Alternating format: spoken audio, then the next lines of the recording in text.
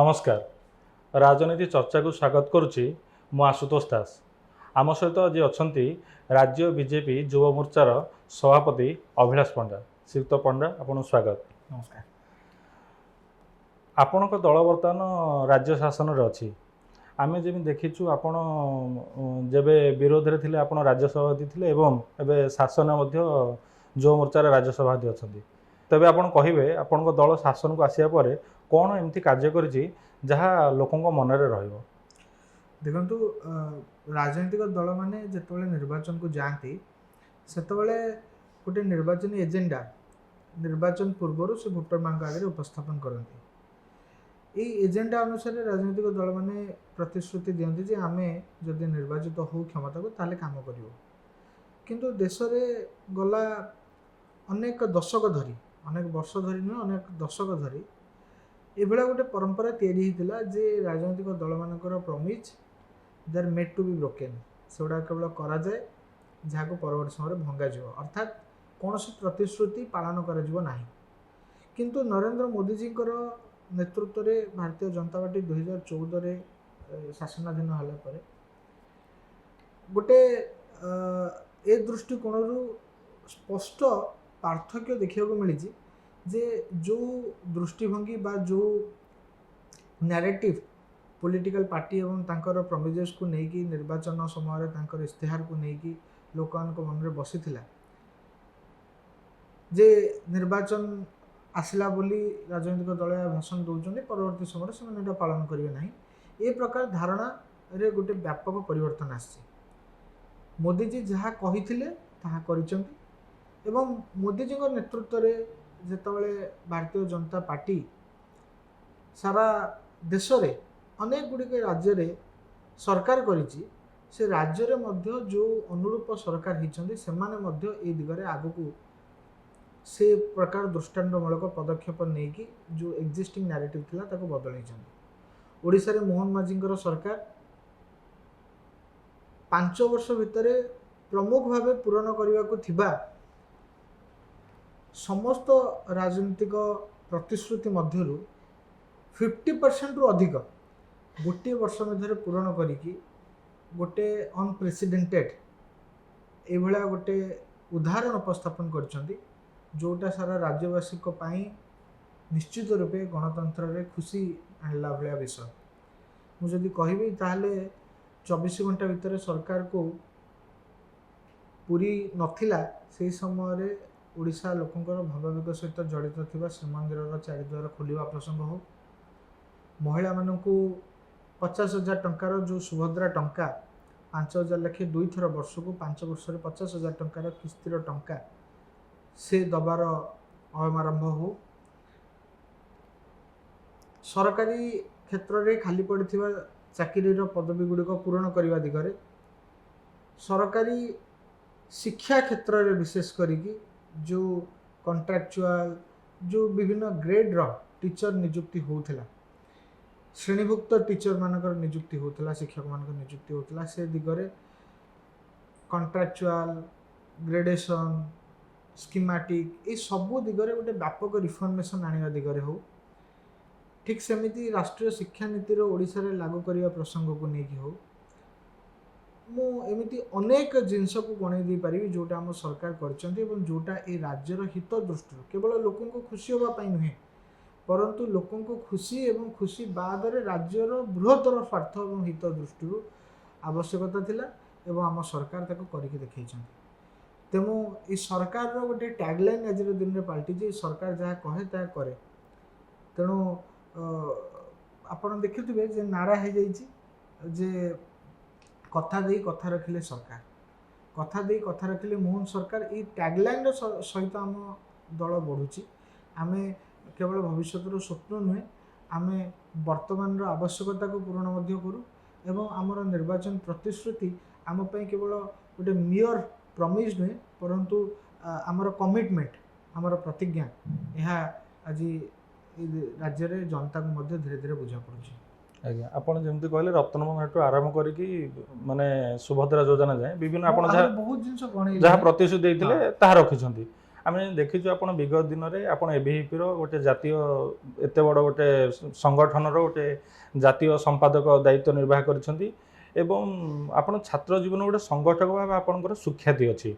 ଆପଣ ଯେଉଁ ରାଜନୀତିକୁ ଆସିବେ ବୋଲି କ'ଣ ପିଲାବେଳୁ ମାନେ ଗୋଟେ ମନ ବଳେଇଥିଲେ? ଆଉ ଏ ରାଜନୀତିକୁ ଆସିବା ବେଳେ ଆପଣଙ୍କୁ କ'ଣ ପ୍ରେରିତ କରିଥିଲା ବା ଆପଣଙ୍କୁ ମାନେ କ'ଣ ଦେଖାଥିଲା କାହିଁକି ରାଜନୀତିକୁ ଆପଣ ଆସିଲେ? ଦେଖନ୍ତୁ ମୁଁ ଏକ୍ଜାକ୍ଟଲି ତ କହିବି ଯେ ପିଲାବେଳୁ ମନ ବଳେଇଥିଲି ନ ବଳେଇଥିଲି ଏଇଭଳିଆ କିଛି ଘଟେନି। ଗୋଟେ ଯେ ସାଧାରଣ ଶିକ୍ଷକ ପରିବାରରେ ଜନ୍ମ ହେବ ତା ପାଇଁ ପିଲାବେଳୁ ଗୋଟିଏ ଷ୍ଟ୍ରିମ୍ ଲାଇନ୍ ବା ଗୋଟିଏ ହିଁ ଗୁଳାବାଟ ତାର ପଡ଼ିଛି ଯେ ସେ ସରକାରୀ ଚାକିରି କରିବା ପାଇଁ ଚେଷ୍ଟା କରିବ। ଏବଂ ସମସ୍ତଙ୍କ ଭଳିଆ ଆମ ଘରେ ମଧ୍ୟ ମୋତେ ସେ ଦିଗରେ ପିଲାବେଳୁ ମୋ ମା ବାପା ଉଭୟ ପ୍ରେରିତ କରିଥିଲେ। ମୋତେ ଯେଉଁ ସାର୍ମାନେ ପାଠ ପଢ଼ାଉଥିଲେ ସେମାନେ ମଧ୍ୟ ସେଇ ଦିଗରେ ମୋ ସହିତ ସବୁବେଳେ କଥା କହିଛନ୍ତି ଏବଂ ପିଲାବେଳେ ମଧ୍ୟ ମୁଁ ସେଇ ଢାଞ୍ଚାରେ ହିଁ ଥିଲି। ପରବର୍ତ୍ତୀ ସମୟରେ ମାନେ ଏଇଟା ମୋ ଜୀବନର ସଂଯୋଗ କୁହନ୍ତୁ, ପ୍ରାରବ୍ଧ କୁହନ୍ତୁ, ମାନେ ଗଲା ଜନ୍ମରେ ଗୋଟେ ପୁଣ୍ୟ ଥିଲା ଯାହାଫଳରେ ମୁଁ ଏଇଭଳିଆ ଗୋଟେ ପବିତ୍ର ସଂଗଠନ ଯେଉଁ ସଂଗଠନରେ କାମ କରିବା ଗୋଟେ ଭାଗ୍ୟରେ ଥିଲେ ମିଳେ ବୋଲି ମୋତେ ଅନୁଭବ ହେଇଛି। ଏହି ଦୃଷ୍ଟିକୋଣରୁ ଯେ ଯୁବାବସ୍ଥା, ଛାତ୍ର ଯୁବାବସ୍ଥା, ଯେଉଁ ଯୁବାବସ୍ଥାରେ ମଣିଷ ରାସ୍ତା ଭଟକିବାର ସମ୍ଭାବନା ସବୁଠୁ ଅଧିକା। ଘରର ସଂସ୍କାରର ଯେଉଁ ପରିଧି ଥାଏ ସେ ସଂସ୍କାରର ପରିଧି ଯେତେବେଳେ ଗୋଟେ ପିଲାଟେ ପାଠ ପଢ଼ିବା ପାଇଁ ବାହାର ହଷ୍ଟେଲକୁ ଯାଏ ସେତେବେଳେ ସେ ପରିଧି ତା ପାଇଁ ଗୋଟେ କେବଳ ଗୋଟେ ମୋରାଲ ସ୍ପିୟର ଏବଂ ଏଇ ମାନେ ନୈତିକତାର ଯେଉଁ ଆବରଣ ତାକୁ ଘେରିକି ରହିଥାଏ ସେ ନୈତିକତାର ଆବରଣ ବହୁ ସମୟରେ କୁସଙ୍ଗ ହେଉ କିମ୍ବା ପରିସ୍ଥିତି କ୍ରମେ ହେଉ ସେ ଜାଗାର ମାହୋଲ ଏମିତି ଥାଏ ସେ ମାହୋଲ ଭିତରେ ହେଉ ସେ ବହୁ ସମୟରେ ଭଟକି ଥାଏ ବା ଡେଇଁଥାଏ। କିନ୍ତୁ ଗୋଟେ ପଜିଟିଭ୍ ଅର୍ଗାନାଇଜେସନ୍ ସହିତ ଯେତେବେଳେ ଆପଣ ଯୋଡ଼ି ହୁଅନ୍ତି ସେତେବେଳେ ପ୍ରଥମତଃ ଆପଣ କାମରେ ବ୍ୟସ୍ତ ରୁହନ୍ତି, ଦ୍ୱିତୀୟତଃ ପାଠ୍ୟକ୍ରମ ଭିତରେ ଆପଣ ଯାହା ପଢ଼ନ୍ତି ତାହା ଆପଣଙ୍କୁ ହୁଏତ ଚାକିରି ପାଇବାରେ ବହୁତ ସାହାଯ୍ୟ କରେ କିନ୍ତୁ ଜୀବନ ବଞ୍ଚିବାରେ ତାହା ସମ୍ପୂର୍ଣ୍ଣ ନୁହେଁ। ଏହା ପୂର୍ବରୁ ଯେଉଁ ପାଠ୍ୟକ୍ରମ ଆମ ଦେଶରେ ଥିଲା ନ୍ୟାସନାଲ୍ ଏଜୁକେସନ୍ ପଲିସି ଲାଗୁ ହେବା ପୂର୍ବରୁ ଯାହା ଆମେ ଜୀବନ ବଞ୍ଚିବା ପାଇଁ ଦରକାର କରୁ ଯେଉଁ ପ୍ରାକ୍ଟିକାଲ ଏକ୍ସପିରିଏନ୍ସ ଗୁଡ଼ା ଆମର କାଉଣ୍ଟ ହୁଏ ପରବର୍ତ୍ତୀ ସମୟରେ ଏସବୁ ଜିନିଷ ଆମକୁ ପାଠ ଖସଡ଼ାରୁ ମିଳେନି। ଏସବୁ ଜିନିଷ ଆମକୁ ଅନୁଭବରୁ ମିଳେ, ଅନୁଭୂତିରୁ ମିଳେ ଏବଂ ଏ ଅନୁଭବ ଅନୁଭୂତି ଆପଣ ଅଖିଳ ଭାରତୀୟ ବିଦ୍ୟାର୍ଥୀ ପରିଷଦ ଭଳିଆ ଗୋଟେ ଅର୍ଗାନାଇଜେସନରେ କାମ କରିବା ଭିତରେ ହିଁ ପାଇପାରିବେ। ଏଇ ଅନୁଭବ ଯେମିତି ଦେଶରେ ଅତି ରିମୋଟ ରୁରାଲ ବେସ୍ରେ ଥିବା ଗାଁରେ ରହୁଥିବା ଲୋକମାନେ ଯେଉଁ ଜାଗାରେ ସେଇ ସମୟରେ ଇଲେକ୍ଟ୍ରିସିଟି ବି ପହଞ୍ଚି ନଥିଲା, ପରବର୍ତ୍ତୀ ସମୟରେ ତ ଆଜି ମୋଦିଜୀଙ୍କର ସରକାରରେ ସାରା ଭାରତର 100% ଗାଁ ଇଲେକ୍ଟ୍ରିଫାଇଡ଼୍ ହେଇଛି। କିନ୍ତୁ ମୁଁ ସେଇ ଅବସ୍ଥା କହୁଛି ଯେଉଁ ସମୟରେ ବିଜୁଳି ମଧ୍ୟ ପହଞ୍ଚି ନଥିଲା, ସେଇ ସମୟରେ ଗ୍ରାମ୍ୟ ଜୀବନ ଦର୍ଶନ ଭଳିଆ କାର୍ଯ୍ୟକ୍ରମ ମୋତେ ଏବିଭିପିର ଦ୍ୱାରା ହିଁ ସେ କାର୍ଯ୍ୟକ୍ରମକୁ ଯିବାର ସୁଯୋଗ ମିଳିଥିଲା। ଏମିତି ଅନେକ ଜିନିଷ ଜ୍ଞାନ ଚରିତ୍ର ଏକତାର ନାରା ହେଉ, ଯେଉଁ ନାରା ଆମେ ଦେଉଛେ ତାକୁ ନିଜେ ପାଳନ କରିବାର ଯେଉଁ ଆପ୍ତ ବାକ୍ୟ ବିବେକାନନ୍ଦଙ୍କର ବି ଆଣ୍ଡ ମେକ୍ ସେ ଆହ୍ୱାନ ହେଉ, ଏସବୁ ଭିତରେ ଗୋଟେ ପଜିଟିଭ୍ ଏନଭାରମେଣ୍ଟ ଭିତରେ ନିଜର ଷ୍ଟୁଡେଣ୍ଟ ୟୁଥ୍ ଏଜ୍ଟା କାଟିବାର ଯେଉଁ ସୁଯୋଗ ମିଳିଲା ଏଇଟା ନିହାତି ଭାବେ ମୁଁ କହିବି ଯେ ମୋ ଜୀବନକୁ ଗୋଟେ ସେପ୍ ଦେଇଛି। ଏବଂ ପରବର୍ତ୍ତୀ ସମୟରେ ମୁଁ ଯେତେବେଳେ ଗୋଟେ ଏଜ୍ ଆସିବା ପର୍ଯ୍ୟନ୍ତ ଆମର ଛାତ୍ର ରାଜନୀତିରେ ରୁହନ୍ତି, ଯେତେବେଳେ ଛାତ୍ର ରାଜନୀତି ମୁଁ ଛାଡ଼ିଲି ମାନେ ଛାତ୍ର ରାଜନୀତି ମୋର ସରିଗଲା, ମୁଁ ଯେତେବେଳେ ମୋର ବ୍ୟକ୍ତିଗତ ଜୀବନରେ ଜୀବନ ବଞ୍ଚିବା ପାଇଁ ନିଷ୍ପତ୍ତି ନେଲି ସେତେବେଳେ ମୁଁ ପୁଣି ଭାବିଲି ଯେ ମୁଁ ଯେଉଁ ଅନୁଭବ ସାଉଁଟିଛି, ଯେଉଁ ଏକ୍ସପୋଜର୍ ମୋତେ ମିଳିଛି ବିଗତ ଦିନମାନଙ୍କରେ ସେ ଏକ୍ସପୋଜର୍ ସେ ଏକ୍ସପିରିଏନ୍ସକୁ ମୁଁ କାମରେ ଲଗେଇବି। ତେଣୁ ଗୋଟେ ନ୍ୟାଚୁରାଲି ଯେହେତୁ ଆମ ଆଇଡ଼ିଓଲୋଜିକାଲ ଆମର ଆମେ ଯେଉଁ ଉଦ୍ଦେଶ୍ୟ ନେଇକି କାମ କରୁଛୁ ଆମ ଅବଜେକ୍ଟିଭ୍ ୱାଇଜ୍ ଆମେ ପିଲାବେଳୁ ଅଭ୍ୟସ୍ତ ଥିଲୁ ଏଇସବୁ ନାରା ଭିତରେ, ଧାରା 370 ଉଠୁ, ହିନ୍ଦୁତ୍ୱର ନାରା ହେଉ, ରାମ ମନ୍ଦିର ତିଆରି ହେବାର କଥା ହେଉ, ଦେଶର ସାଂସ୍କୃତିକ ପୁନର୍ଜାଗରଣର କଥା ହେଉ, ଏସବୁ ମୋତେ ସାମାଜିକ ଜୀବନରେ ଗୋଟେ ରାଜନୈତିକ ଦଳ ଭିତରେ ଦେଖାଗଲା, ସେଇଟା ହେଉଛି ଭାରତୀୟ ଜନତା ପାର୍ଟି। ତେଣୁ ସ୍ୱାଭାବିକ ଭାବେ ଭାରତୀୟ ଜନତା ପାର୍ଟି ସହିତ ଯୋଡ଼ି ହେଇକି ମୁଁ କାମ କଲି। ଏଇଟା ମୁଁ କହିବି it was never planned but ଏଇଟା ମୋ ଜୀବନରେ ଅଟୋମେଟିକ୍ ଆସିଛି ଏବଂ ଏଇଟା ମୋତେ ତ ଲାଗେ ଯେ ଏଇଟା ଭଗବାନ ଯେମିତି ଭାଗ୍ୟ ଲେଖିଥାନ୍ତି ଆଉ ତାହା ମଣିଷ ଜୀବନରେ ଘଟେ ତ ସେମିତି ଏଇଟା ଗୋଟେ ଭଗବାନଙ୍କର ବରଦାନ ବା ନିର୍ଦ୍ଦେଶ ବୋଲି ମୁଁ ମାନିବି। ଆଜ୍ଞା ଆପଣ ଯେମିତି କହିଲେ ଆପଣ ଗୋଟେ ଶିକ୍ଷକ ପରିବାରର ଅନୁଶାସନ ଭିତରେ ଆପଣ ବଞ୍ଚିଛନ୍ତି ତ ଆପଣ ଗୋଟେ ଶିକ୍ଷକ ପରିବାରର ଗୋଟେ ପୁଅ ତାପରେ ଆପଣ ଆମେ ଜାଣିଛୁ ଆପଣ ଜଣେ ମେଧାବୀ ଛାତ୍ର ଥିଲେ ତ ଆପଣ ଚାକିରି ନ କରିକି ଅନ୍ୟ କୌଣସି ବୃତ୍ତିକୁ ନ ଆପଣେଇ କାହିଁକି ରାଜନୀତି କାହିଁକି? ଦେଖନ୍ତୁ, ଚାକିରି ନ କରିବାଟା ତ ଗୋଟେ ବୟସରେ ପହଞ୍ଚିବା ପରେ ମୋର ଗୋଟେ ନିଜ ମାନେ ସ୍ୱତଃ ଗୋଟେ ନିଷ୍ପତ୍ତି ମୁଁ ନେଇଥିଲି ଯେ ମୁଁ ଚାକିରି କରିବିନି। ଏବଂ ଏଇ ସ୍ୱତଃ ନିଷ୍ପତ୍ତି ଚାକିରି ନ କରିବାର ଏଇ ଦୃଷ୍ଟିକୋଣରୁ ନେଇଥିଲି ଯେ କାରଣ ଗୋଟେ ରୁଟିନ୍ ବନ୍ଧା ଜୀବନ ଭିତରେ ମୁଁ ନିଜକୁ କେବେ ଶାନ୍ତି ପାଇବିନି, ସନ୍ତୁଷ୍ଟି ପାଇବିନି, ଏଇଟା ମୁଁ ପ୍ରଥମରୁ ଅନୁଭବ କରୁଥିଲି। ଏବଂ ଯେଉଁ ବୟସରେ ପହଞ୍ଚିଲି, ଯେମିତି କଲେଜରେ ପାଠ ପଢ଼ିଲା ବେଳେ, ସେତେବେଳେ ସମାଜ ଭିତରେ ବୁଲିଲି ଏବଂ ସମାଜ ଭିତରେ ମାନେ ବହୁତ ଗୁଡ଼ିଏ ଜାଗା ବୁଲିଲି, ଓଡ଼ିଶାକୁ ପୁରା ବୁଲିଲି, ଭାରତର ଅନେକ ରାଜ୍ୟ ଯିବାକୁ ସୁଯୋଗ ମିଳିଲା, ଦେଶ ବାହାରକୁ ଯିବାର ସୁଯୋଗ ମିଳିଲା। ଯେଉଁ ଯେଉଁ ଜାଗାକୁ ଗଲି ସେଠି ମୋତେ ବହୁତ ନୂଆ ଜିନିଷ ଦେଖିବାକୁ ମିଳିଲା ଏବଂ ମୁଁ କିଛି ନୂଆ କରିବା ପାଇଁ ଚାହୁଁଥିଲି ମୋ ଜୀବନରେ। ବହୁତ ଦିନ ଲାଗିଲା ତାକୁ ମାନେ ଅବଜେକ୍ଟିଫାଇଡ୍ କରିବାକୁ, ତାକୁ କେନ୍ଦ୍ରୀଭୂତ କରିବା ପାଇଁ ଯେ ମୁଁ ଏକ୍ଜାକ୍ଟଲି କରିବି କ'ଣ। ସମାଜରେ ତ ଅନେକ ଆବଶ୍ୟକତା ଅଛି, ସବୁ କାମ, ଯେଉଁ କାମକୁ ତୁମେ ଆଖି ଦେଖୁଥିବ ତୁମେ ତା ଭିତରେ କିଛି ନା କିଛି ମଜିକି ହଜିକି କାମ କରିବା ପାଇଁ ଚାହିଁବ, କିନ୍ତୁ ଏକ୍ଜାକ୍ଟଲି କରିବ କ'ଣ କାମଟା। ତ ସେଇ ଦିଗରେ ନିଜକୁ ସାଉଁଟିବା ପାଇଁ, ନିଜକୁ ଏକାଗ୍ର କରିବା ପାଇଁ ବହୁତ ସମୟ ଲାଗିଲା ଏବଂ ପରବର୍ତ୍ତୀ ସମୟରେ ମୋ ଲାଇଫ୍ର ଅବଜେକ୍ଟିଭ୍ ଖୋଜିକି ପାଇଲି ଯେ ମୋତେ ଏକ୍ଜାକ୍ଟଲି କ'ଣ କରିବାକୁ ଅଛି। ମୁଁ ସମାଜ ଜୀବନ ଏବଂ ଦେଶର ପ୍ରଶାସନିକ କଳ, ଏଇ ଯେଉଁ ସମାଜରେ ରହୁଥିବା ସାଧାରଣ ଲୋକ, ପ୍ରଶାସନର ଯେଉଁ କଳର ବ୍ୟବସ୍ଥା ଆମ ଗଣତନ୍ତ୍ରରେ ଚାଲିଛି, ତା ଭିତରେ ବ୍ରିଜ୍ ହେବାର ଆବଶ୍ୟକତା ଅଛି। ତ ମୁଁ ମୋ ଅଞ୍ଚଳରେ ଏଇ ବ୍ରିଜ୍ର କାମ କରିବାକୁ ଚାହିଁଲି, ସେତୁର କାମ କରିବାକୁ ଚାହିଁଲି।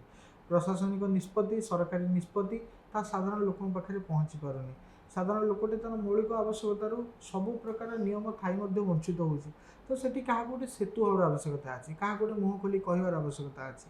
ତେଣୁ ସେଇ ମାନେ ମାନେ ଆବଶ୍ୟକତାକୁ ଅନୁଭବ କରିକି ମୁଁ ଯେତେବେଳେ ନିଜକୁ ଠିକ୍ କଲି ଯେ ମୋତେ ଏଇ କାମଟି କରିବାର ଅଛି, ତେଣୁ ପରବର୍ତ୍ତୀ ସମୟରେ ମୁଁ ଏଇ କାମ କରିବା ଦିଗକୁ ବଢ଼ିଲା ବେଳେ, ହଁ, ଘରେ ବି ବାପା ମା' ଏଥିରେ ରାଜି ନଥିଲେ ଇନିସିଆଲି।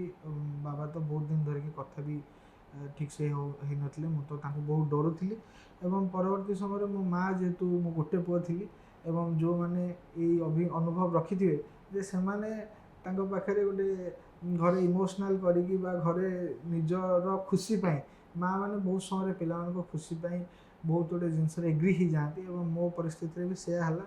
ମୁଁ ସେ ବୟସ ସେମିତି ଥିଲା, ମୋ ମାଆକୁ କିଛି ଦିନ କଷ୍ଟ ବି ହେଇଛି, ଏଥିରେ କଷ୍ଟ ହେଇନି ବୋଲି ମୁଁ କହିବିନି, କିନ୍ତୁ ଆଜି ଗୋଟେ ଦିଗରୁ ସେମାନେ ମନ ସ୍ଥିର କରିସାରିଛନ୍ତି ଏବଂ ସେମାନେ ଆଜିର ଦିନରେ ସେମାନେ ଜାଣିଛନ୍ତି ଯେ ତାଙ୍କ ପୁଅ ଯଦିଓ ତାଙ୍କ ଆଗରେ ରାଜନୀତିର ଯେଉଁ ଚିତ୍ର ପ୍ରେଜେଣ୍ଟ ହେଇଥିଲା ବା ହେଇଥିବ, ସେଇ ଚିତ୍ର ଭିତରେ ବହୁତ ଧୂଆଁଳିଆ ଦୃଶ୍ୟ ଥିଲା, କିନ୍ତୁ ମୁଁ ଯେଉଁଟା କରୁଛି ସେ କାମଟାକୁ ଅତି ସ୍ପଷ୍ଟତାର ସହିତ କରୁଛି। ମୋ ଭିତରେ କ୍ଲାରିଟି ଅଛି, ଏ କଥା ସେମାନଙ୍କୁ କମ୍ୟୁନିକେଟ୍ ବର୍ତ୍ତମାନ ମୁଁ କରିଛି ଏବଂ ସେମାନେ ବୁଝିଛନ୍ତି।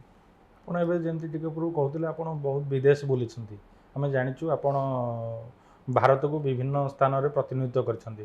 ଆପଣ ଯେତେବେଳେ ବିଦେଶ ଯାଆନ୍ତି କ'ଣ ଦେଖନ୍ତି? ଆମ ରାଜ୍ୟ ଆଉ ବିଦେଶ, ଆମ ଦେଶ ଏବଂ ବିଦେଶ ଭିତରେ କ'ଣ ନୂତନତ୍ୱ ଦେଖନ୍ତି ଏବଂ ବିଦେଶରେ କ'ଣ ଅଛି ଆମ ଦେଶରେ ତାହା ନାହିଁ? କିନ୍ତୁ ଆମେ ତ ପିଲାବେଳେ ପଢ଼ିଛେ ଯାହା ନାହିଁ ଭାରତରେ ତାହା ନାହିଁ ମରତେ, ମାନେ ଯାହା ନାହିଁ ଭାରତରେ ତାହା ନାହିଁ ଦୁନିଆର କେଉଁ ବି ଜାଗାରେ।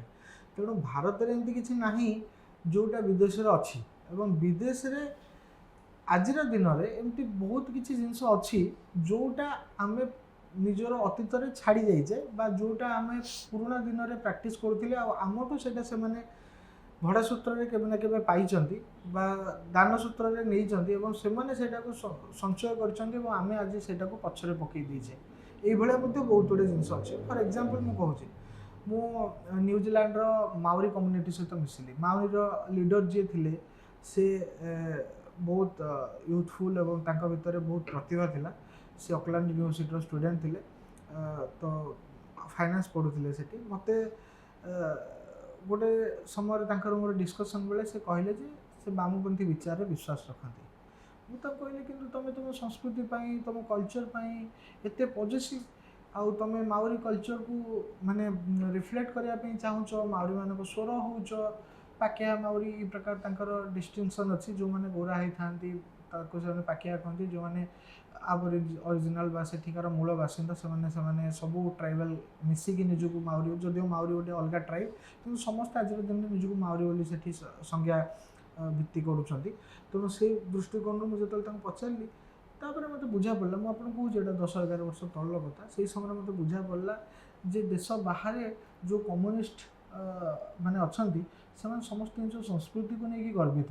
କିନ୍ତୁ ଭାରତରେ ଆମେ ନିଜେ ଦେଖିଛୁ, ରେଭେନ୍ସାରେ ପାଠ ପଢ଼ିଲା ବେଳେ ମୁଁ ଦେଖିଛି ସେଠି ମଧ୍ୟ DSO କାମ କରୁଥିଲା, କମ୍ୟୁନିଷ୍ଟମାନଙ୍କ ସହିତ ଇଣ୍ଟରାକ୍ସନ୍ ସେଠି ମଧ୍ୟ ହେଇଛି। ଏଠି ସମ୍ପୂର୍ଣ୍ଣ ଓଲଟା, ଏଠି କମ୍ୟୁନିଷ୍ଟ ମାନେ ନିଜ ସଂସ୍କୃତି, ନିଜର ଅଞ୍ଚଳର ସଭ୍ୟତା ୟାକୁ ଗାଳି ଦେବାରେ, ୟାକୁ ଛାରଖାର କରିବାରେ, ୟାକୁ ନଷ୍ଟଭ୍ରଷ୍ଟ କରିବାରେ, ୟାକୁ ନିଚା ଦେଖିବାରେ ତାଙ୍କର ମାନେ କାମ ସୀମିତ। କିନ୍ତୁ ବାହାରେ ତାର ଠିକ୍ ଓଲଟା। ସେମିତି ଆହୁରି ଅନେକ ଜିନିଷ ମୁଁ ଦେଖିଛି, ମାନେ ଯେଉଁ ଜିନିଷକୁ ମୋତେ ରିଏଲାଇଜ୍ ହେଇଛି ଯେ ପରବର୍ତ୍ତୀ ସମୟରେ ୟୁକ୍ରେନିଆନ୍ ଡେଲିଗେସନ୍ ସହିତ ମୁଁ ମିଶିଛି। ୟୁକ୍ରେନିଆନ୍ ଡେଲିଗେସନ୍ ସହିତ ମୁଁ ଯେତେବେଳେ ମିଶିଛି, ମୁଁ ଆଶ୍ଚର୍ଯ୍ୟ ଲାଗୁଛି ମୋତେ ଯେ ସେମାନେ ଯୋଗକୁ ନେଇକି ଏତେ ସିରିୟସ୍, ସେମାନଙ୍କ ଲାଇଫଷ୍ଟାଇଲରେ ଯୋଗ ଏତେ ପରିମାଣରେ ପ୍ରବେଶ କରିକି ଅଛି। ଯଦିଓ ଆଜି ଆମେ ଯୋଗକୁ ନେଇକି ଭାଷଣ ମଧ୍ୟ ଦେଉଛୁ, ଯୋଗକୁ ନେଇକି ଗର୍ବ ଅନୁଭବ କରୁଛୁ, ଯୋଗକୁ ନେଇକି ବର୍ଷରେ ଥରେ ରାଷ୍ଟ୍ରୀୟ ଯୋଗ ଦିବସ ପାଳନ ହେଉଛି ଭାରତର ଆହ୍ୱାନରେ, ପ୍ରଧାନମନ୍ତ୍ରୀ ମୋଦିଜୀଙ୍କର ଆହ୍ୱାନରେ, ୟୁନାଇଟେଡ୍ ନେସନ୍ ତାକୁ ମାନେ ଅନ୍ତରାଷ୍ଟ୍ରୀୟ ସ୍ତରରେ ତାକୁ ପାଳନ କରୁଛି, କିନ୍ତୁ ସେଠି ଭାରତୀୟମାନଙ୍କର ଦିନଚର୍ଯ୍ୟାର ଅଂଶ ଯୋଗ ଆଜି ପର୍ଯ୍ୟନ୍ତ ହେଇପାରିନି। କିନ୍ତୁ ବିଦେଶର ବହୁତ ଲୋକମାନଙ୍କର ଦିନଚର୍ଯ୍ୟାର ଅଂଶ ଯୋଗ ହୋଇସାରିଲାଣି। ଏଇଟା ବହୁତ ବଡ଼ ଜିନିଷ। ଠିକ୍ ସେମିତି ସେଠିକାର ଏଜୁକେସନ୍ର, ଭାରତର ଶିକ୍ଷା ପ୍ରଣାଳୀର ମଧ୍ୟ ଆଜିର ଦିନରେ ଯେଉଁ ଶିକ୍ଷା ପ୍ରଣାଳୀ, ଯେଉଁଟା ମ୍ୟାକୁଲେ ଶିକ୍ଷା ପ୍ରଣାଳୀ ଆଜି ପର୍ଯ୍ୟନ୍ତ ଚାଲିଛି, ତା ଭିତରେ ଗୋଟେ ବଡ଼ ପ୍ରଭେଦ ଅଛି। ବହୁତ ଗୁଡ଼ିଏ ଜାଗାରେ ସ୍କିଲ୍ ବେସ୍ଡ ଏଜୁକେସନ୍ ତାଙ୍କର ସ୍କୁଲ ଲେଭେଲରୁ ଦିଆହେଉଛି, ଯେତେବେଳେ କି ଆମେ ନ୍ୟାସନାଲ୍ ଏଜୁକେସନ୍ ପଲିସି ବହୁତ ଡେରି ହେଇଗଲା ଆମର ଇମ୍ପ୍ଲିମେଣ୍ଟ କରିବାକୁ। ଯଦି ମୋଦି ଦେଶର ପ୍ରଧାନମନ୍ତ୍ରୀ ନ ହେଇଥାନ୍ତେ, ବୋଧେ ଆମେ ଶିକ୍ଷାର ଭାରତୀୟକରଣ ବିଷୟରେ କେବେ ଚିନ୍ତା ହିଁ କରିନଥାନ୍ତେ। ତେଣୁ ଏମିତି ବହୁତ ଗୁଡ଼ିଏ ବିଷୟ ଅଛି ଯେଉଁଥିରେ ଆପଣଙ୍କୁ କ୍ଲିଅର ଡିଷ୍ଟିଂସନ୍ ଦେଖିବାକୁ ମିଳିବ। କିନ୍ତୁ ମୁଁ ଏଇଟା କହିବି ଯେ ସବୁ ପରେ ବି ସାରା ଦୁନିଆରେ ଭାରତ ପ୍ରତି ଗୋଟେ ଅଲଗା ସମ୍ମାନ ମୁଁ ଦେଖିଛି, ଏବଂ ଯେଉଁ 5-6ଟି ଦେଶ ମୋତେ ଯିବାକୁ ସୁଯୋଗ ମିଳିଛି, ସେଠି ଭାରତୀୟମାନଙ୍କ ପ୍ରତି, ଭାରତ ପ୍ରତି ଗୋଟେ ଅଲଗା ସ୍ତରର ସମ୍ମାନ ଅଛି, ଭାରତୀୟ ସଂସ୍କୃତି ପ୍ରତି ଗୋଟେ ଅଲଗା ସମ୍ମାନ ଅଛି। ଏବଂ ଯେତେବେଳେ ଆପଣ କଥାବାର୍ତ୍ତା ହେବେ, ଆପଣଙ୍କୁ ନିଜକୁ ଅନୁଭବ ହେବ ଯେ ଆପଣ ଭାରତୀୟ। ଆମେ ଗୋଟେ ଇଣ୍ଟରନ୍ୟାସନାଲ୍ ଫୋରମ୍ରେ, ଯେଉଁଟାକି ଜାପାନରେ ଅର୍ଗାନାଇଜ୍ ଥିଲା, ଏବଂ ସେଇ ଜାଗାରେ ସମସ୍ତଙ୍କର ଗୋଟେ ଡ୍ରାମା, ସେମାନେ ମାନେ ଗୋଟେ ପ୍ଲେ ଆକ୍ଟ ସେମାନେ ସେଠି ମାନେ ନିଜକୁ ପ୍ରଡ୍ୟୁସ୍ କରୁଥିଲେ। ସେଇ ଜାଗାରେ ମାନେ ଏତେ ଖୁସି ଲାଗିବ ଯେ ସମସ୍ତେ ନିଜ ନିଜ ଦେଶର ସାଂସ୍କୃତିକ ପୋଷାକ ସହିତ, ସାଂସ୍କୃତିକ ମାନେ ପରିଚୟକୁ ପ୍ରେଜେଣ୍ଟ କଲା ଭଳିଆ ବିଭିନ୍ନ ପ୍ରକାର ଆର୍ଟ ସେମାନେ ନିଜର ସେଠି ପ୍ରେଜେଣ୍ଟ କରୁଥିଲେ। ଏବଂ ପରବର୍ତ୍ତୀ ସମୟରେ ଯେତେବେଳେ ଏଇଟା ସରିଲା, ସେତେବେଳେ ସବୁ ଦେଶର ଆମ୍ବାସଡ଼ର ମାନେ, ଯେଉଁମାନେ ଜାପାନରେ ଉପସ୍ଥିତ ଅଛନ୍ତି, ସେମାନେ ସମସ୍ତଙ୍କ ପ୍ରେଜେନ୍ସରେ ପ୍ରାୟ 2-3 ଜଣ ଫରେନ୍ ଆମ୍ବାସଡ଼ର ଏଇ କଥା କହିଲେ ଯେ वी मस्ट साल्यूट इंडिया, कि ଭାରତୀୟମାନେ ଯେଉଁ ପୋଷାକ ପିନ୍ଧିକି ଏଇଠି ତାଙ୍କର ମଞ୍ଚରେ ପ୍ରେଜେଣ୍ଟେସନ୍ ଦେଲେ, ଏଇ ପୋଷାକ ସେମାନେ ଅନେକ ହଜାର ବର୍ଷ ତଳେ ପିନ୍ଧୁଥିଲେ, ଏବଂ ଏଇ ପୋଷାକ ଆଜି ମଧ୍ୟ ସେମାନେ ପିନ୍ଧୁଛନ୍ତି। ଭାରତୀୟମାନେ ଯେଉଁ ପ୍ରକାର ଅଭିବାଦନ କଲେ, ଯେଉଁ ନମସ୍କାର ଅଭିବାଦନ କଲେ, ଯେଉଁ ନମସ୍ତେର ଅଭିବାଦନ କଲେ, ସେ ନମସ୍ତେ ସେମାନେ ଅନେକ ହଜାର ବର୍ଷ ତଳେ କରୁଥିଲେ, ଏବଂ ସେମାନେ ଆଜି ମଧ୍ୟ କରୁଛନ୍ତି। ଯେତେବେଳେ କି କାହାର ହ୍ୟାଲୋ ହୁଏତ 400 ବର୍ଷ ତଳେ ଆସିଛି, କାହାର अस्सलाम वालेकुम हुएत 1500 वर्ष तले आसी, एवं कहा माने संपूर्ण रूपे एलियन थिला, को देश आगु कौन कहूला से निजे भी जान ना, आज दिन में अस्सलाम वालेकुम कहते, कि भारत निजर सांस्कृतिक परिचय हजार हजार वर्ष धरिकी पालन कर आसुची, आज दिन में इंटैक्ट अच्छी। तेणु यहाँ गोटे बहुत बड़ रिगार्ड थिला, बहुत बड़ सम्मान थिला आम समस्त। विगत 24 निर्वाचन में आपण खंडपड़ा निर्वाचन टिकेट आसाई, किंतु आपण दल गोटे आमदानी नेता आनी टिकेट देला, यह आपको केते व्यथित करथिला?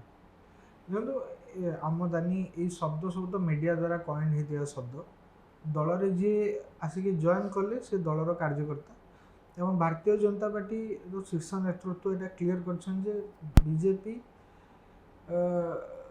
समस्त ओपन अच्छी बीजेपी कहीं भी आसिक जॉइन करें किंतु ताकू भारतीय जनता पार्टी आदर्श अनुरूप निजक ढालिया पड़ो एवं आम देखी आमर कट्टर विरोधी माने राष्ट्रीय स्तर में माने अनेक राज्यर जो माने शीर्ष नेतृत्व थिले सारा देश में से परवर्ती समय बीजेपी को जॉइन कर आम ideology the only relevant ideology एवं जो आइडियोलोजी ऑर्गेनिकली आज समस्तंकर भितर आदृत होती एवं बढ़ी आम संगठन से सबू दृष्टिकोण देखा गले बीजेपी रे कहीं भी आसिक मिसी पारे बीजेपी केतबले क्या भी सुजोग दे पार यहाँ आम दलर विशेषता मनरे आशा राजनीति में थी समस्त व्यक्ति मान भर रमती कहीं जड़े भी राजनीति व्यक्ति हुए तो नथिबे जहाँ को मनरे किसी निजस्व आकांक्षा बा अभिलाष नथिबो एटा हूँ वास्तवता ठीक सेमिति मो मनरे कौन आशा आसवा यहाँ अस्वाभाविक जिनस नुहे जी जो जगार काम कर मन में आशा आसो यहाँ गोटे स्वाभाविक प्रक्रिया तेणु से जगार टिकेट मिल न मिल ये जिनस पार्टी नेतृत्व उपर निर्भर करे एवं मो भाई अनेक कार्यकर्ता दल में काम कर राज्य में मात्र आसेम्बली सीट हूँ 147 तेणु 147 जन को ही प्रार्थी विधानसभा प्रार्थी कर पार्टी विधानसभा प्रार्थी कर 147 रु अधिक लोक कर तेणु से दृष्टिकोण ये वास्तवता सहित आम समस्ते परिचित अच्छु एवं ये वास्तवता को लेकिन ही ऑर्गेनाइजेशन रे काम करने मनस्थ करके आसुबले गोटे निर्दिष्ट मुझे फर्स्ट आपको कहली गोटे आइडियोलोजी प्रेरित हलु काम करने जिते से दिगरे आम काम कर आरंभ कलु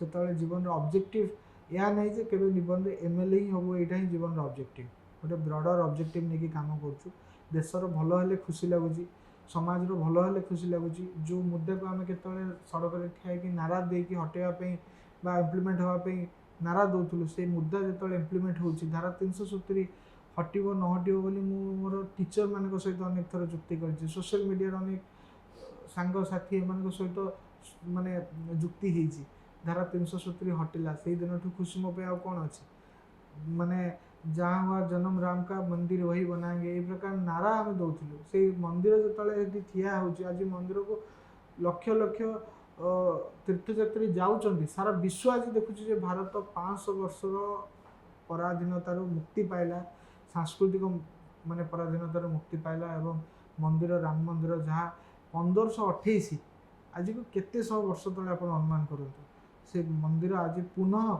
जीवंत होगी ठिया होती जो आम आखिरी देखुचे आमको खुशी लगुच तेणु बीजेपी जॉइन करिया बीजेपी रे काम करियार पर्पस अलग तेणु से दृष्टिकोण आघात मनरे सामयिक कष्ट आसी थाईपे किंतु मुझे कहबी बीजेपी रे काम कला भितर मुझे आघात पाइबी कौन सी काम भी पाइबी कारण बीजेपी रे काम करिया इटसेल्फ एटा ही मो पई गोटे असरंती खुशीर स्रोत आपण ए टिके पूर्व जमी कहते आपणकर 24 टिकेट पार आशा थिले मध्य जेहेतु दल गोटे निष्पत्ति नेला तेणु आपण कोठी ना कोठी गोटे निष्पत्ति नेला जे जहा ठीक अच्छे किंतु 29 अभिलाष पंडा गोटे अभिलाष अच्छी कि टिकेट पाइबा ये प्रश्न जनकर राजनीतिक जीवन को साड़ी देवाई प्रश्न कराए ये प्रश्न करवा उचित नुहे ये प्रश्नर कौन निर्दिष्ट भाव उत्तर दवा उचित नुहे मनरे मुझे कही सारी आशा समस्त किंतु यहाँ पार्टी डिसाइड कर तुम केतबले योग्य हो टिकेट पाइबा पार्टी तुम योग्यता और पार्टी आवश्यकता ये दुईटा विषय अच्छी तुम योग्यता सब्यस्त कर सारापर बहुत समय पार्टी आवश्यकता किसी भिन्न थी एत बड़ पार्टी को चलवाई बहुत गुड़े माने बिंदु को देखा पड़े बहुत गुड़े कंपोनेंट को टच करा पड़े से सब आवश्यकता दृष्टि पार्टी जितेबाला जहाँ निष्पत्ति नब भारतीय जनता पार्टी कार्यकर्ता से आधार में से निष्पत्ति को मानि काम कर भारतीय जनता पार्टी गोटे समर्पित एवं भारतीय जनता पार्टी कमिटेड कार्यकर्ता हिसाब से मुझे भिन्न नुहे जमी शह शह हजार हजार लक्ष लक्ष कार्यकर्ता बीजेपी काम कर जड़े कार्यकर्ता जितेबाला जहाँ हबार थो जोटा आपंकर भाग्य लिखाई जोटा आपंकर दलर नेतृत्व निष्पत्ति ने सेटा घटे मैं जानी आप बागिंग कर तेणु आप चतुरतार सह प्रश्न टी एड़े देते ठीक अच्छे किंतु आप दल उत्सर्गित काम कर दिन राति अहरह परिश्रम कर गोटे संगठन जारी रखिंट कि दल ठार किसी पाइबार आशा कौन आप मोठू 1000 गुण अधिक प्रतिभावान मोठू लक्ष गुण अधिक समर्पित मोठू 1,000,000 गुण अधिक এই ଦଳ ପାଇଁ କାମ କରିଥିବା ଅନେକ ବ୍ୟକ୍ତିଙ୍କୁ ମୋ ଆଖି ଆଗରେ ମୁଁ ଦେଖୁଛି, ଯେଉଁମାନେ ଆମ ଦଳର କାର୍ଯ୍ୟାଳୟରେ ତାଙ୍କ ସହିତ ନିତ୍ୟ ନୈମିତ ଭେଟ ହେଉଛି, ଦେଖା ହେଉଛି। ସେ ବ୍ୟକ୍ତିମାନଙ୍କର କୌଣସି ଆଶା ନଥାଏ କି ସେମାନେ କାମ କରୁଛନ୍ତି, ଆଉ ଏମାନେ ହେଉଛନ୍ତି ଆମମାନଙ୍କ ପାଇଁ ଆଦର୍ଶ। ଭାରତୀୟ ଜନତା ପାର୍ଟିରେ ଆପଣ କାର୍ଯ୍ୟକର୍ତ୍ତାମାନଙ୍କ ଆଗରେ ଆଦର୍ଶ ଗଣେଇବେ। ଭାରତୀୟ ଜନତା ପାର୍ଟିର କାର୍ଯ୍ୟକର୍ତ୍ତା ନିଜର ଅଞ୍ଚଳରୁ ଆପଣଙ୍କୁ 10, 15, 20 କାର୍ଯ୍ୟକର୍ତ୍ତାଙ୍କର ଲିଷ୍ଟ ଆପଣଙ୍କୁ ଦେଇପାରିବ।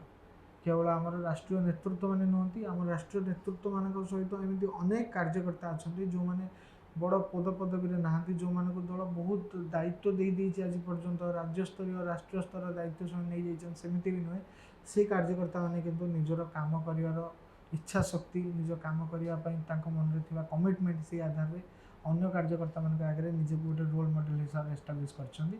ଏମିତି ଅନେକ କାର୍ଯ୍ୟକର୍ତ୍ତା ଅଛନ୍ତି।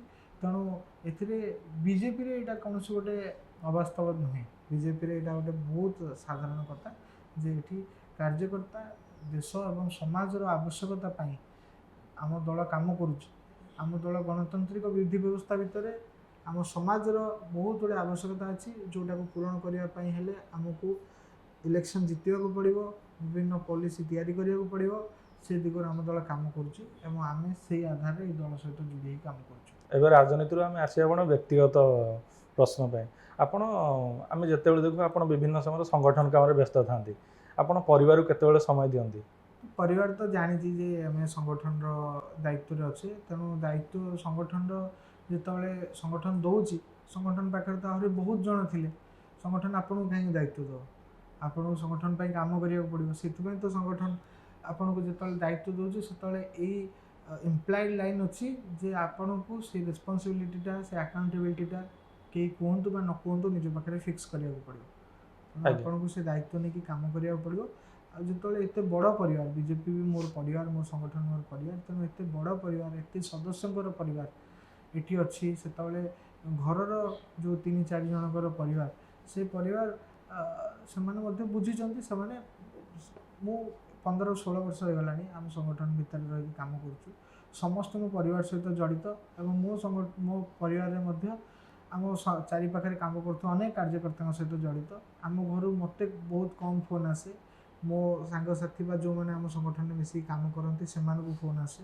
ମୋର ହ୍ୱେରେଭର୍ ସେମାନେ ତାଙ୍କଠୁ ଜାଣି ନିଅନ୍ତି ଏବଂ ମୁଁ ମଧ୍ୟ କୌଣସି କାମରେ ଯଦି ଘରର କୌଣସି ଆବଶ୍ୟକତା ସମୟରେ ନ ପହଞ୍ଚିପାରେ, ଆମ ସଂଗଠନର କେହି ନା କେହି କାର୍ଯ୍ୟକର୍ତ୍ତା ମୋର ରେସ୍ପନ୍ସିବିଲିଟିଟା ସେହି ସମୟରେ ଉଠାଇ ନିଅନ୍ତି। ଏଇଟା ଗୋଟେ ଏମିତି ପାରିବାରିକ ସଂଗଠନ, ଯେଉଁ ସଂଗଠନର ଭିତରେ କାମ ନ କଲେ ୟାକୁ ବୁଝିବା ଏବଂ ବୁଝେଇବା ଅଲମୋଷ୍ଟ ଅସମ୍ଭବ। ତେଣୁ ଏଠି our organisation is our family, ଆଉ ଆମର ଯେଉଁଟା ଫ୍ୟାମିଲି ସେଇଟା ସେ ଅର୍ଗାନାଇଜେସନ୍ ଫ୍ୟାମିଲି ଭିତରେ ଗୋଟେ ସବସେଟ୍। କାର୍ଯ୍ୟକ୍ରମ ସାରିବା ପୂର୍ବରୁ ଗୋଟେ ଶେଷ ପ୍ରଶ୍ନ ପଚାରିବି, ଅଭିଳାଷ ପଣ୍ଡା ଖାଦ୍ୟପ୍ରେମୀ କି? ହଁ, ନିହାତି। ଖାଇବା ତ ରୁଚି ଅଛି ଏବଂ ଖାଇବାର ରୁଚି ତ ସମସ୍ତଙ୍କର, ସବୁ ଓଡ଼ିଆଙ୍କର ଖାଇବାର ରୁଚି ଅଛି। ସବୁ ଓଡ଼ିଆଙ୍କର ଖାଇବାରେ ଗୋଟେ ସ୍ୱତନ୍ତ୍ର ରୁଚି ଅଛି ଏବଂ ମୋର ମଧ୍ୟ ଖାଇବାର ବିଶେଷ ରୁଚି ଅଛି। ଗୋଟେ ପୁଅ ହେଇକି ଜନ୍ମ ହେବାର ଏଇଟା ଗୋଟେ ସାଇଡ଼୍ ଇଫେକ୍ଟ ଯେ ଆପଣଙ୍କୁ ଆପଣଙ୍କ ମାଆ ବେଶୀ ଖୁଆଇବେ। ପରିବାରରେ ଯାହା ଖାଦ୍ୟ ଆସିବ ଆପଣଙ୍କ ପାଇଁ ଭାଗ ବସିବାକୁ ଆଉ କେହି ନଥିବେ, ତେଣୁ ଆପଣଙ୍କୁ ସବୁ ଜିନିଷ ଖାଇବାକୁ ପଡ଼ିବ। କିଛି ସମୟରେ ସୋମବାର ତା ପରଦିନ ଥିବ, ରବିବାର ରାତିରେ ସବୁ ଯାକ ଖାଇକି ସାରିବାକୁ ପଡ଼ିବାର ଏଇସବୁ ଘଟଣାକୁ ସାମ୍ନା କରିବାକୁ ପଡ଼ିବ। ତେଣୁ ଏମିତି ହେଇକି କିନ୍ତୁ ମାନେ ଅଲଗା ଅଲଗା ଜାଗାରେ ଅଲଗା ଅଲଗା ଖାଦ୍ୟ ଅଛି ଓଡ଼ିଶାର, ଏବଂ ଓଡ଼ିଶା ଭଳିଆ ଖାଦ୍ୟର ବ୍ୟାପକତା ଆଉ କେଉଁଠି ନାହିଁ। ସାରା ଭାରତରେ ମୁଁ ବୁଲିଛି, ଆମ ଖାଦ୍ୟଠୁ ଆଉ ସୁନ୍ଦର ଆଉ ସ୍ୱାଦିଷ୍ଟ ଖାଦ୍ୟ ଆଉ କେଉଁଠି ନାହିଁ। ଧନ୍ୟବାଦ। ନମସ୍କାର। ନମସ୍କାର।